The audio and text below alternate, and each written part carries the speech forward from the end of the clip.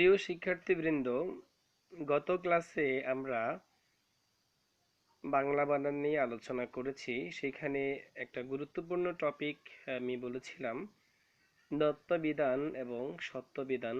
এটা সুযোগ পেলে আলোচনা করব। আমি আজকে তোমাদের সাথে এই নত্যবিধান ও সত্যবিধান নিয়ে কিছু গুরুত্বপূর্ণ আলোচনা করার চেষ্টা করব। নত্যবিধান ও সত্যবিধান আলোচনার ক্ষেত্রে তৎসম শব্দ সম্পর্কে উল্লেখ করা প্রয়োজন। সংস্কৃত থেকে সরাসরি যেসব শব্দ বাংলা ভাষায় এসেছে সেগুলোই তৎসম শব্দ। তৎ বলতে বোঝায় সংস্কৃত, অর্থাৎ যা সংস্কৃতের মতো তাই তৎসম। তাহলে আমাদেরকে প্রথমেই মনে রাখতে হবে নত্যবিধান বা যে রীতি অনুসারে বাংলা ভাষায় ব্যবহৃত তৎসম শব্দের বানানে দন্ত ন এর পরিবর্তে মূর্ধন্য ন ব্যবহৃত হয়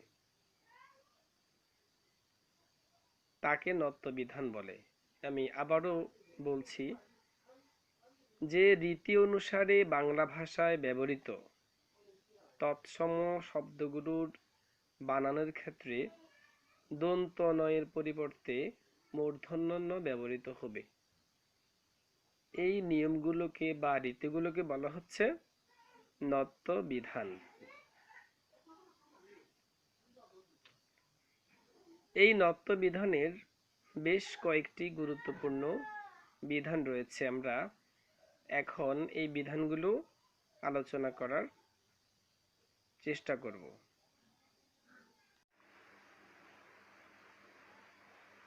প্রিয় শিক্ষার্থীবৃন্দ, নত্যবিধানের উল্লেখযোগ্য কয়েকটি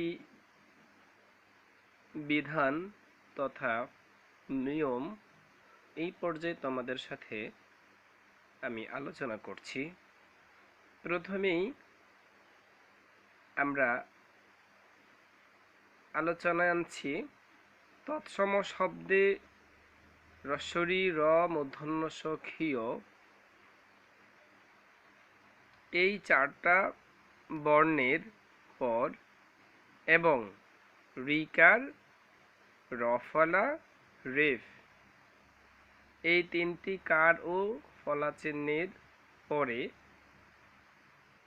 মূর্ধন্য ণ ব্যবহৃত হয়। অর্থাৎ আমরা দেখতে পাচ্ছি যে তৎসম শব্দের মধ্যে যদি ঋ র মূর্ধন্য ষ ক্ষীয় এই চারটা বর্ণ আমরা পাই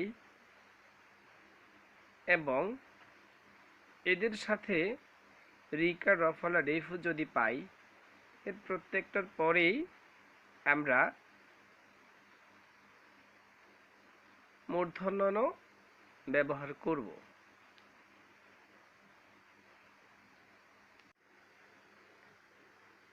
আমরা এখন উদাহরণের দিকে লক্ষ্য করব। প্রথমেই বলেছিলাম রি বা ঋকারের পরে মূর্ধন্য হবে। খেয়াল করো, ঋ মূর্ধন্য ঋণ, ঘৃণা, তৃণ, মসৃণ। রি বা ঋকারের পর আমরা সরাসরি মূর্ধন্য পেলাম। এরপরে বলেছি র এর পরে মূর্ধন্য হবে বরণ, কিরণ, উচ্চারণ, চরণ, বিতরণ, হরণ, জাগরণ, ব্যাকরণ, নিবারণ।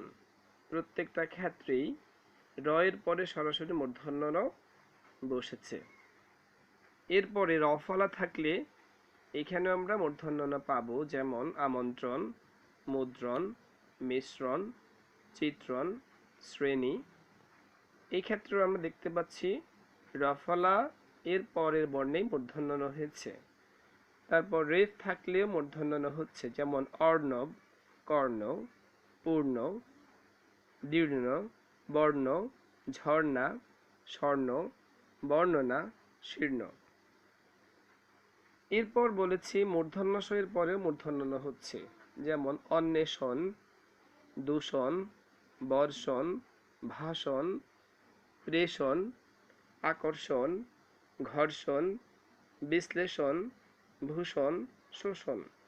প্রত্যেক ক্ষেত্রে মূর্ধন্য ষ এর পরে আমরা সরাসরি মূর্ধন্য ণ পেয়েছি। এরপরে ক্ষীয় থাকলে তারপরে মূর্ধন্য ষ হচ্ছে, যেমন ক্ষণ, শিক্ষণ, রক্ষণ, প্রশিক্ষণ, লক্ষণ ইত্যাদি। তাহলে প্রিয় শিক্ষার্থীবৃন্দ, আমরা দেখতে পাচ্ছি যদি তৎসম শব্দের মধ্যে হ্রস্বরি, র, মূর্ধন্য ষ, ক্ষীয় এই চারটা বর্ণ এবং রিকার, রফলা, রেফ এই তিনটি কার বা ফলাচ্ছিন্নের পরে সরাসরি মূর্ধন্য ণ ব্যবহৃত হচ্ছে। আমরা ইতিমধ্যে উদাহরণের মাধ্যমে তা দেখে নেওয়ার চেষ্টা করেছি। আমি আশা করছি তোমরা এখন থেকে এই নিয়মটার আলোকে মূর্ধন্য ণ কোথায় বসছে তা মনে রাখার চেষ্টা করবে এবং প্রয়োগ করারও চেষ্টা করবে। এখন আমরা আরেকটি নিয়ম আলোচনা করছি। একই শব্দের মধ্যে হ্রস্বরি, রিকার, রফলা, রেফ, মূর্ধন্য ষ এই কয়েকটি বর্ণ ও কার চিহ্ন বা ফলা চিহ্নের পর যদি আমরা স্বরবর্ণ, স্বরবর্ণ বলতে যে 11টি বর্ণের কথাই বলছি, স্বরবর্ণ ক বর্গ অর্থাৎ ক, খ, গ, ঘ, প বর্গ প, ফ, ব, ভ এবং জ, ব, হ অনুস্বার এই বর্ণগুলোর একটা অথবা একাধিক বর্ণ থাকে, তবে তার পরবর্তী দন্ত ণটা মূর্ধন্য ণ হবে।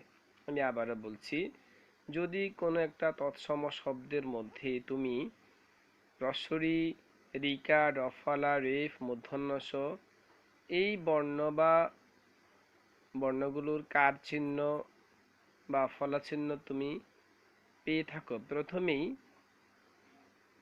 এই কয়েকটা বর্ণ বা ফলা চিহ্ন বা কার চিহ্নের যে কোনো একটি তুমি পেলে, তারপরে যদি পরবর্তী অংশে তুমি কোন একটা স্বরবর্ণ পেলে অথবা ক বর্গের কোন একটা বর্ণ পেলে অথবা প বর্গের কোনো বর্ণ পেলে অথবা জ, ব, হ অনুস্বার এই বর্ণগুলোর যে কোনো এক বা একাধিক বর্ণ পেলে তখন তোমাকে দন্ত ন থাকলে সেটা মূর্ধন্য করে দিতে হবে। শুদ্ধ প্রয়োগটা সেখানে দন্ত ন হবে না, মূর্ধন্য ন হবে। আমি এই পর্যায়ে একটা উদাহরণের মাধ্যমে দেখানোর চেষ্টা করব। খেয়াল করো, এখানে কয়েকটা শব্দ আমি বলছি। প্রথমেই অর্পণ, কৃপণ, দর্পণ, হরিণ, বৃংহন, গ্রহণ। এই কয়েকটা শব্দের মধ্যে খেয়াল করো, প্রথমেই অর্পণ শব্দে রেপের পর আমরা প বর্গের প পেয়েছি। আগেই বলেছি যে যদি হ্রস্বরি, র, মূর্ধন্য ষ,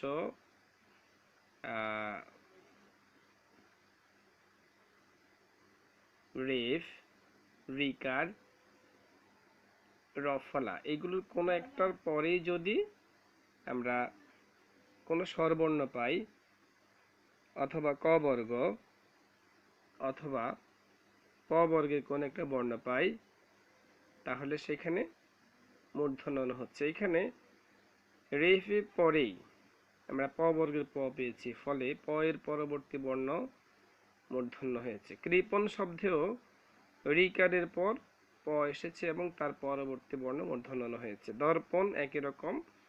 হরিণ আমরা দেখতে পাচ্ছি হ, জ, ব, হ এই হ বর্ণের পরেই আমরা স্বরবর্ণ পেয়েছি এবং র এর সাথে স্বরবর্ণযুক্ত রস্বইকার এবং তারপরে হরিণ শব্দটা হয়েছে।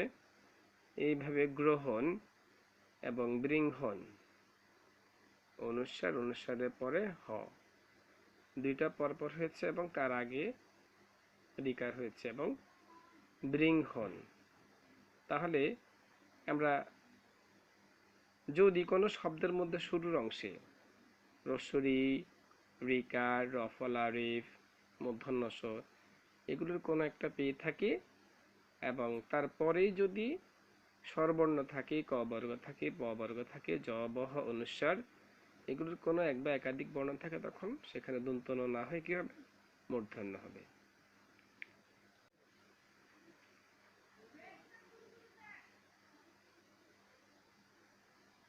তবে এখানে একটু ব্যতিক্রম রয়েছে। যদি উপরোক্ত যে আমি কয়েকটা বর্ণের বা কার বা ফলা চিহ্নের কথা বলেছি, রস্বরী, রিকার, রফলা, রেফ, মূর্ধন্য ষ এগুলোর পরে যদি স্বরবর্ণ ক বর্গ, প বর্গ, জ, বহ, অনুস্বার এই কয়েকটি বর্ণের কোনোটাই না হয়ে অন্য কোনো বর্ণ বসে, সেক্ষেত্রে আমরা সরাসরি দন্ত নই লিখবো, মূর্ধন্য লিখবো না। যেমন খেয়াল করো, অর্জন এই শব্দটাতে উপরের নিয়মটা অনুসৃত হয়নি। এখানে রেফের পরে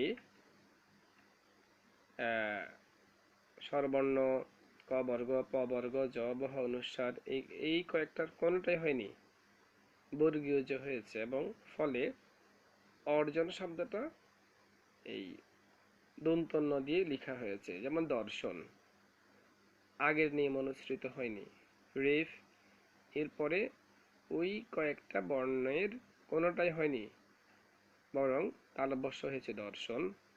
বিসর্জন এখানেও বর্গীয় জন হয়েছে, এবং গিন্নি এখানেও উপরের নিয়মটা অনুসৃত হয়নি। তাহলে আমরা খেয়াল করব যে ওই রস্বরী, র, মূর্ধন্য ষ, রিকা, রফলা, রেফ এগুলোর পরে যদি স্বরবর্ণের কোনো একটি ক বর্গ, প বর্গ এবং জ, বহ, অনুস্বার কোনোটা যদি না হয়, অন্য কোনো বর্ণ বসে, তখন দন্ত ন হবে। আমরা আরেকটি নিয়মে যাচ্ছি।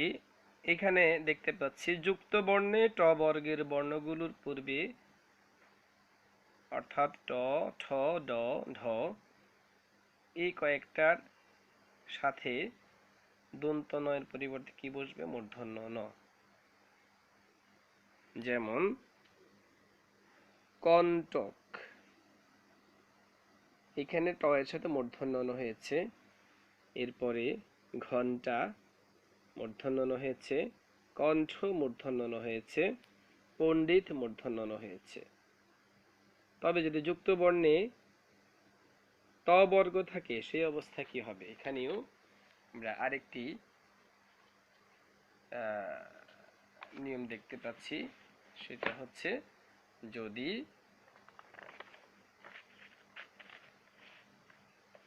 ত বর্গের সাথে দন্ত ন হবে, ত বর্গ অর্থাৎ ত, থ, দ, ধ এই চারটা বর্ণ যদি যুক্ত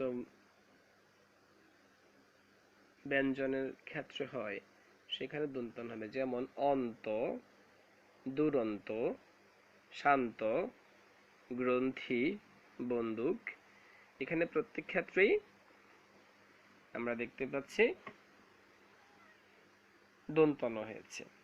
আমরা আরেকটি নিয়মে যাচ্ছি, এটা অত্যন্ত গুরুত্বপূর্ণ নিয়ম। যেমন প্র, পরা, পূর্ব, অপর এই চারটি উপসর্গ ও শব্দের পরে যদি অন্য স্বরীয় হয়ের সাথে দন্ত ন, অন্য এই শব্দটি বসে, তখন এই অন্য শব্দের পরবর্তী দন্ত নটা মূর্ধন্য ন হয়ে যাবে। যেমন আমরা বলেছি প্র, পূর্ব, পর, অপর। প্র, পূর্ব এবং প্র, পরা, পূর্ব, অপর এই চারটির পরে প্রথমে আমরা অপর দিয়ে দেখতেছি। অপর যোগ অন্য, অন্য শব্দের দন্ত ন পরবর্তী অপরাহ্ন লেখার ক্ষেত্রে মূর্ধন্য হয়ে গেছে, হয়ের নিচে মূর্ধন্য হয়ে গেছে। এরপরে পর যোগ অন্য, পরাহ্ন, পূর্ব যোগ অন্য, পূর্বাহ্ন, প্র যোগ অন্য, প্রাহ্ন প্রত্যেক ক্ষেত্রেই মূর্ধন্য ন ব্যবহৃত হয়েছে। তবে মূর্ধন্য লেখার ক্ষেত্রে অবশ্যই দন্তন্যই ব্যবহৃত হবে। আমরা আরেকটি নিয়ম খেয়াল করছি, প্র, পরা, পরি, নিদ এই চারটা উপসর্গের পরে সরাসরি মূর্ধন্য ন ব্যবহৃত হচ্ছে। যেমন প্রণাম মূর্ধন্য ন, পরাণ মূর্ধন্য ন, পরিণয় মূর্ধন্য ন, নির্ণয় মূর্ধন্য ন।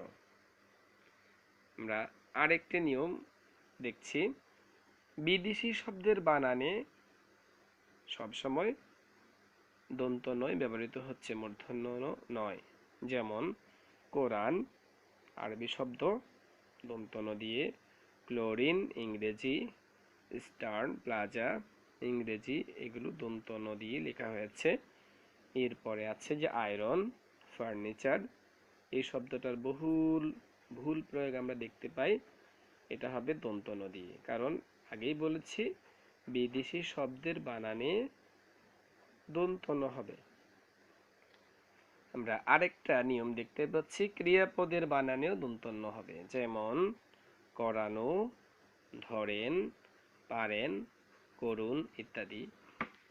আরেকটা নিয়ম লক্ষ্য করছি, সমাসবদ্ধ শব্দের পূর্বপদে যদি র, মূর্ধন্য স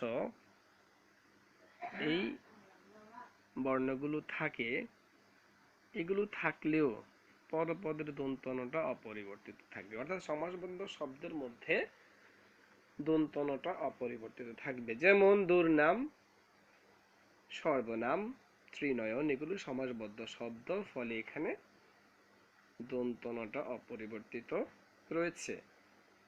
আমরা সর্বশেষ যে নিয়মটাতে যাচ্ছি নত্যবিধানের, সেটা হচ্ছে কতগুলো তৎসম শব্দের বানানে স্বভাবতই, অর্থাৎ এদের স্বভাবই হচ্ছে মূর্ধন্য হবে, দন্তন্য কখনোই হবে না। যেমন অণু, পরমাণু, যে দেখতে যে অণু, এখানে মূর্ধন্য হচ্ছে কোণ, গণ্য, পণ্য, বিপণী, লবণ, বীণা, গণিত, গুণ ইত্যাদি।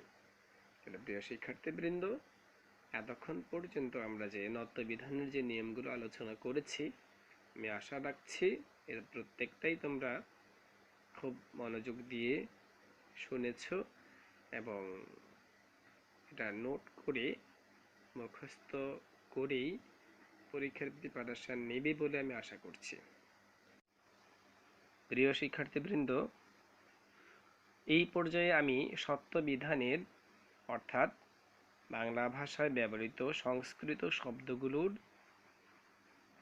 মধ্যে মূর্ধন্যাসের ব্যবহার বিধি নিয়ে আমি কয়েকটা নিয়ম আলোচনা করছি।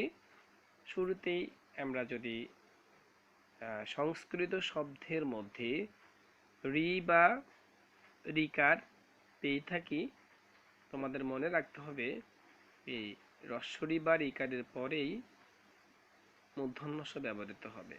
যেমন কৃষক, কৃষ্ণ, ঋষি, কৃষাণ, তৃষা, কৃষ্ণা, এর প্রত্যেকটাতেই রিকারের পরে মূর্ধন্যস ব্যবহৃত হয়েছে। তবে এখানে একটু ব্যতিক্রম রয়েছে। যেমন কৃষ একটা ধাতু রয়েছে, এই কৃষ ধাতু থেকে যদি কোনো শব্দ নির্গত হয়, সেখানে আমরা তালব্যস্য পাব। যেমন কৃষ, কৃষতা, কৃষাঙ্গ, কৃষাঙ্গী, কৃষাণু, কৃষোদর, প্রত্যেকটাই কৃষ ধাতু থেকে এসেছে বলে এখানে তালব্যস্য হয়েছে। না হলে অন্যথায় রস্বরি বা রিকারের পরে দন্তস্ব না হয় কি হবে, মূর্ধন্যস হবে। এখানে আরেকটা নিয়ম হচ্ছে রেফের পর সবসময় মূর্ধন্যস হবে। যেমন আকর্ষণ, রেফের পরে মূর্ধন্যস। চিকিৎসা, বর্ষণ, বিমর্ষ, মুমূর্ষু, ঈর্ষা, পর্ষদ, মহর্ষি, শীর্ষ, এর প্রত্যেকটাই রেফ এর পরে মূর্ধন্যস হয়েছে। তবে একটু ব্যতিক্রমও রয়েছে। যেমন অর্ষ, আদর্শ, দর্শন, পরামর্শ, বর্ষা, স্পর্শ, এই শব্দগুলোতে রেফের পরে তালব্যস্য হবে, দন্ত স বা মূর্ধন্য স নয়। আমরা আরেকটা নিয়ম দেখতে পাচ্ছি, ট এবং ঠ এর পূর্বে, ট এবং ঠ এর পূর্বে দন্ত স না হয়ে মূর্ধন্য স ব্যবহৃত হচ্ছে। যেমন অষ্ট, মূর্ধন্য স যুক্ত, অষ্ট, নষ্ট, বৃষ্টি, সৃষ্টি, পুষ্টি, মুষ্টি, এরপরে কাষ্ঠ, মূর্ধন্য ষ যোগ ঠ, কাষ্ঠ, গোষ্ঠ, বলিষ্ঠ, কনিষ্ঠ, জ্যৈষ্ঠ, সুষ্ঠ। তাহলে এখানে দেখতে পাচ্ছি যুক্ত বর্ণের ক্ষেত্রে ট এবং ঠ এর সাথে দন্ত স না হয়ে মূর্ধন্য ষ ব্যবহৃত হচ্ছে। তবে বিদেশি শব্দের বানানে আমরা অবশ্যই মূর্ধন্য স না হয়ে দন্ত স ব্যবহৃত হবে। আমরা একটু দেখে নেওয়ার চেষ্টা করি।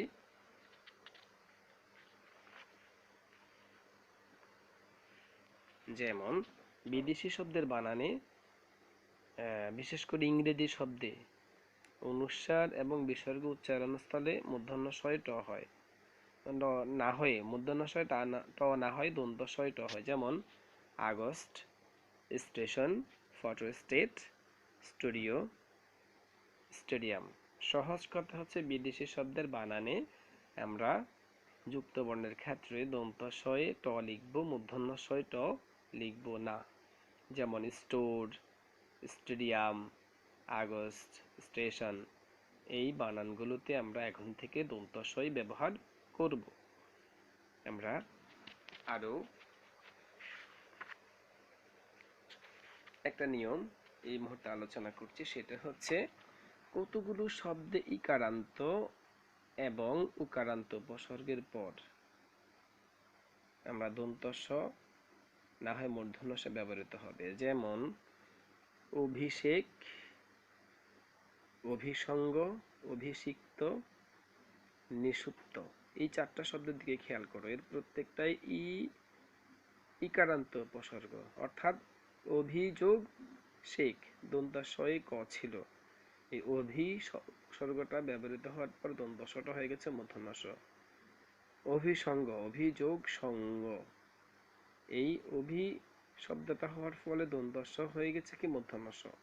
অভিষিক্ত, অভিযোগ সিক্ত, সিক্ত লেখা হয় দন্ত স দিয়ে, কিন্তু এখানে মূর্ধন্য স। নিষুপ্ত, নিযোগ সুপ্ত, নি উপসর্গ, এই সুপ্ত লেখা দন্ত স দিয়ে, এখানে আমরা দেখতে পাচ্ছি সুপ্ত শব্দটা মূর্ধন্য স দিয়ে, কারণ উপসর্গ ইকারান্ত উপসর্গের ফলে এই শব্দগুলো মূর্ধন্য স দিয়ে ব্যবহৃত হয়ে গেছে। আবার কতগুলো শব্দ হচ্ছে উকারান্ত, যেমন অনুসঙ্গ, অনুযোগ সঙ্গ, এই অনুর পরে দন্ত স ছিল এবং অনু উপসর্গ আসার ফলে সঙ্গটা মূর্ধন্য স দিয়ে লেখা হয়েছে অনুসঙ্গী। তবে ব্যতিক্রম রয়েছে, যেমন অনুষ্ঠান, সুষম, এগুলো উকারান্ত উপসর্গের বলাই হয়েছে। তবে ব্যতিক্রম হচ্ছে অভিসার, অভিসন্ধি, অভিসম্পাত, এগুলোতে কোনো পরিবর্তন হবে না। আমরা আরেকটা নিয়ম আলোচনা করেই সত্যবিধান শেষ করছি, সেটা হচ্ছে সম্ভাষণ সূচক শব্দে একারের পর সাধারণত মূর্ধন্য স হয়। যেমন খেয়াল করো, কল্যাণী এ সু, শেষ বর্ণে এই অন্তস্থীয় একারের পরে মূর্ধন্য স যুক্ত হচ্ছে কল্যাণী সু, শ্রদ্ধাস্পদেষু, স্নেহাস্পদেষু। কিন্তু একার যুক্ত শব্দের শেষে শেষ বর্ণতে আমরা মূর্ধন্য স পেয়েছি। তবে এর ব্যতিক্রম হচ্ছে যদি সম্ভাষণ সূচক স্ত্রীবাচক শব্দে আকার থাকে, আকারের পরে দন্ত স হবে। যেমন কল্যাণী আসু, মাননী আসু, সুপ্রিয়া আসু, পূজনীয় আসু, প্রিয়তম আসু। যেহেতু এগুলো আকার যুক্ত, আকারের পরে দন্ত স ব্যবহৃত হচ্ছে, আর ওখানে একারের পরে কি ব্যবহৃত হচ্ছে, মূর্ধন্য স ব্যবহৃত হচ্ছে। সর্বশেষ নিয়মটা হচ্ছে কতগুলো শব্দে স্বভাবত মূর্ধন্য স ব্যবহৃত হয়। যেমন অভিলাষ, দূষণ, ভাষা, ঈষৎ, বিষ, পাষাণ, শেষ, এই বর্ণগুলোতে স্বভাবত মূর্ধন্য স ব্যবহৃত হচ্ছে। প্রিয় শিক্ষার্থীবৃন্দ, আমি আশা করছি বাংলা বানান আলোচনায় তোমরা এর আগের ক্লাসেও বেশ কিছু নিয়ম শিখেছ। আজকে আমি নত্যবিধান এবং সত্যবিধান আলোচনা করার চেষ্টা করেছি। তোমরা এই আলোচনা থেকে যেই তথ্যগুলো তোমাদের জন্য সহজ এবং বোধগম্য মনে হয় সেটাকেই তোমরা শিখে নেওয়ার চেষ্টা করবে এবং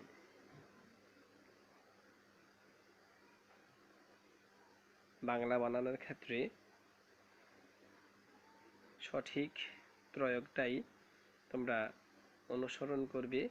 এই বলে আমি আমার ক্লাসকে এখানেই শেষ করছি। সবাই ভালো থাকবে, সুস্থ থাকবে। আল্লাহ হাফেজ।